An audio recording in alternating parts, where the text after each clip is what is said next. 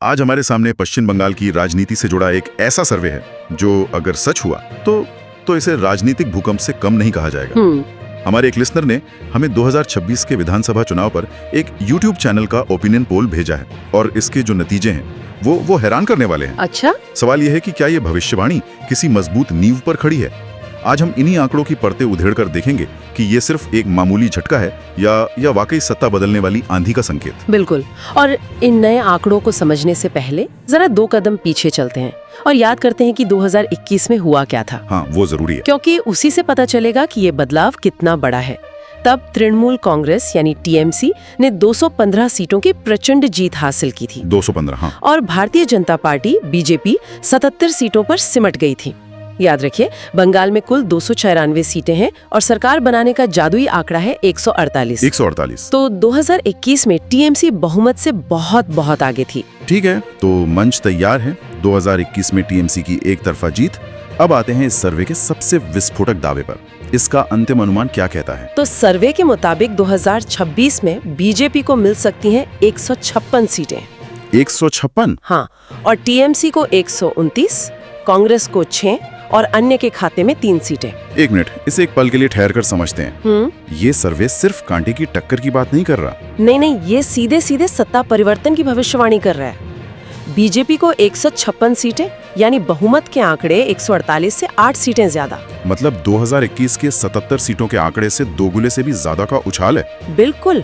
और वहीं टीएमसी 215 से घटकर 129 पर आ रही है, यानी 86 सीटों का भारी नुकसान। हाँ, ये आंकड़े वाकई में एक बड़े राजनीतिक उलटफेर की तरफ इशारा करते हैं। एक मिनट, ये तो वाकई चौंकाने वाला है। मतलब 77 से सीधे 156 पर आना, ये तो अविश्वसनीय छलांग है। और टीएमसी के लिए 215 से 129 पर आना एक बहुत बड़ा झटका होगा। सही बात है। तो सवाल यह है कि सर्वे इस नतीजे पर पहुंचा कैसे?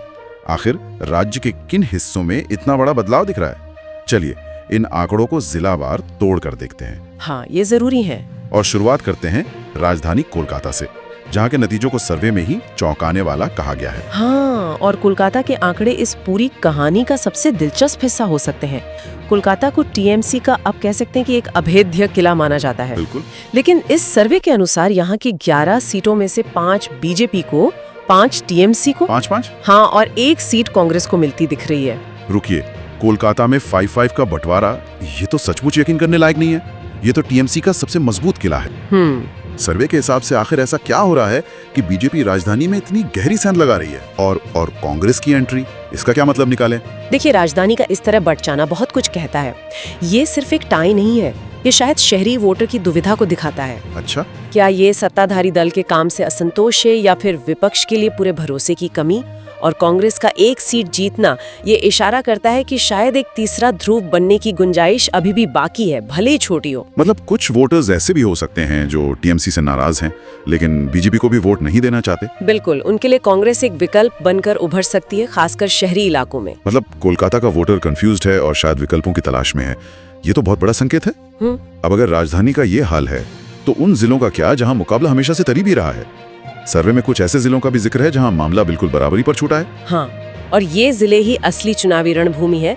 इन्हें हम किंग मेकर जिले कह सकते हैं। King maker? हाँ। उदाहरण के लिए बंकुड़ा को लीजिए। कुल 12 सीटें हैं और सर्वे कहता है कि 6 बीजेपी को और 6 टीएमसी को मिलेंगी। 6-6? एक भी सीट इधर से उधर हुई तो पूरे जिले का नतीजा बदल जाएगा। ठीक ऐसा ही एक और जिला है दक्षिण दिनाजपुर। वहाँ 6 सीटें हैं और वहाँ भी 3-3 का स्कोर है। हाँ, 3-3। मतलब इन जिलों में तो सुई जरा भी नहीं हिल रही है। दोनों पार्टियां एक दूसरे से पूरी तरह चिपकी हुई हैं। सही बात है। इसका मतलब तो ये हुआ कि यहाँ की राजनीति इतनी ज्यादा बटी हुई है कि चुनाव के दिन बूथ मैनेजमेंट और एक वोट की कीमत वो किसी भी दूसरी जगह से ज्यादा होगी। आपने बिल्कुल सही पकड़ा। ये बराबरी वाले जिले दिखाते हैं कि भले ही कुल संख्या एक पार्टी के पक्ष में दिख रही हो, लेकिन जमीनी लड़ाई अविश्वसनीय रूप से करीबी है। अंतिम सरकार कौन बनाएगा, इसका फैसला शायद इन्हीं जिलों में होगा। यहाँ सिर्फ बड़ी रैलियां या राज्य स्तरीय मुद्दे काम नहीं करेंगे, बल्कि स्थानीय उम्मीदवार, लोकल मुद्दे और जमीनी कार्यकर्ता की मेहनत ही निर्णायक साबित होगी। ये वो सीटें हैं जहाँ जीत का मार्जिन शायद कुछ 100 वोटों का ही हो। बिल्कुल। तो एक तरफ राजधानी जैसा किला दरक रहा है, दूसरी तरफ कुछ जिले बराबरी पर अटके हुए हैं। लेकिन इस तस्वीर में कुछ ऐसे इलाके भी तो होंगे जहां पार्टियां काफी महफूज महसूस कर रही होंगी। हाँ, जरूर। सर्वे कुछ किलों के बारे में भी तो बताता होगा। बीजेपी के लिए ये किले कौन से हैं? हाँ, सर्वे के मुताबिक कुछ जिलों में बीजेपी एक तरफा बढ़त बनाती दिख रही है। जैसे कि बीरभूम, जहां 11 में से 8 सीटें बीजेपी के खाते में जा रही हैं। 11 में से 8? इसी तरह उत्तर दिनाजपुर की 9 में से 7 सीटें और नादिया के 17 में से 10 सीटें बीजेपी को मिलती दिख रही हैं। तो ये आंकड़े दिखाते हैं कि सर्वे के अनुसार बीजेपी राज्य के कुछ हिस्सों में अपनी पकड़ बहुत मजबूत कर चुकी है।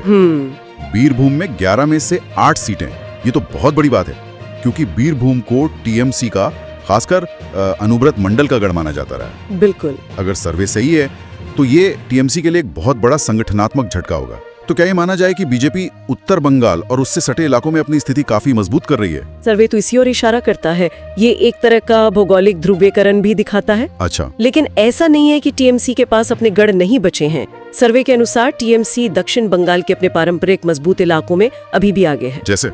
जैसे पूर्व वर्धमान में 16 में से 10 सीटें, पश्चिम वर्धमान में 9 में से 6 और हुगली में 18 में से 11 सीटें टीएमसी जीतती दिख रही है। अच्छा, तो तस्वीर कुछ ऐसी बन रही है कि बीजेपी उत्तर की ओर बढ़त बना रही है और टीएमसी दक्षिण में अपने किले बचाने में लगी है। हाँ, कुछ हद तक। और बीच में बांकुड़ा जैसे जिले हैं जहाँ घमासान युद्ध चल रहा है। लेकिन यहाँ मैं एक सवाल पूछना चाहूंगा। पूछिए। क्या इन गढ़ों पर पूरी तरह भरोसा किया जा सकता है? 2021 में भी टीएमसी के कई गढ़ माने जा रहे थे, लेकिन बीजेपी ने वहां भी सेंध लगाई थी। तो क्या ये क्षेत्रीय ताकतें भ्रम भी हो सकती हैं? ये एक बहुत ही महत्वपूर्ण सवाल है। गढ़ या किला जैसे शब्द राजनीति में स्थायी नहीं होते। इन जिलेवार आंकड़ों से एक अधिक सूक्ष्म तस्वीर उभरती है।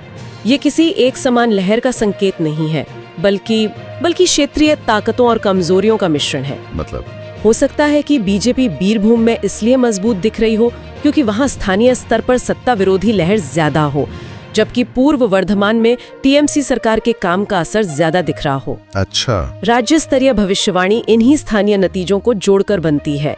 ये एक समान पेंट की हुई दीवार नहीं है, बल्कि अलग अलग रंग के टुकड़ों से बनी एक पच्चीकारी है। ठीक है, तो हमने अंतिम आंकड़ा देखा, जिलों का हाल समझा, लेकिन सबसे दिलचस्प कहानी तो शायद इस बात में छिपी है कि सर्वे इस 156 के आंकड़े तक पहुंचा कैसे। हाँ। सोर्स में गिनती के अलग अलग पड़ावों का भी जिक्र है, जो दिखाता है कि बढ़त कैसे एक पार्टी से दूसरी पार्टी की तरफ खिसकती रही। चलिए जरा इस सर्वे की कहानी को शुरू से देखते हैं। हाँ, ये इस विश्लेषण का सबसे अहम हिस्सा है। इससे हमें सर्वे के सैंपल के झुकाव का भी अंदाजा लग सकता है। तो जब शुरुआती 45 सीटों के रुझान आए तो टीएमसी 23 सीटों के साथ आगे थी और बीजेपी 20 पर। अच्छा, तो शुरुआत में तो टीएमसी को बढ़त मिलती दिखी। हाँ। यानी पहले राउंड में माहौल टीएमसी के पक्ष में लग रहा था। ये अक्सर तब होता है जब पहले उन इलाकों की गिनती होती है जहां सत्ताधारी पार्टी मजबूत होती है। बिल्कुल, लेकिन फिर तस्वीर तेजी से बदली। जब 102 सीटों के आंकड़े सामने आए तब तक पासा पलट चुका था। ओके। बीजेपी 53 सीटों के साथ आगे निकल गई और टीएमसी 47 पर पहुंच गई। अच्छा। यानी 45 से 102 सीटों के बीच जो करीब 57 सीटें जुड़ी, उनमें बीजेपी को टीएमसी पर एक बड़ी बढ़त मिली। ये एक बड़ा टर्निंग पॉइंट है। यहाँ से हवा का रुख बदलना शुरू हुआ और ये बढ़त यही नहीं रुकी है ना? नहीं। अगला पड़ाव क्या था? अगला पड़ाव 168 सीटों का था और यहाँ बीजेपी ने अपनी बढ़त को और मजबूत कर लिया।